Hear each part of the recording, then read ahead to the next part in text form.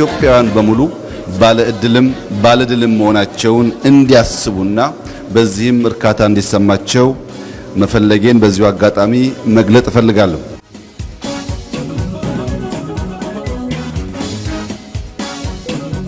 የአባቶቻችንን ትልምና ፍላጎት በማሳካት ሀገራችንን በጸና መሰረት ላይ ማቆም የዚህ ትውልድ ዋነኛ ኃላፊነት መሆኑን መገንዘብ ያስፈልጋል።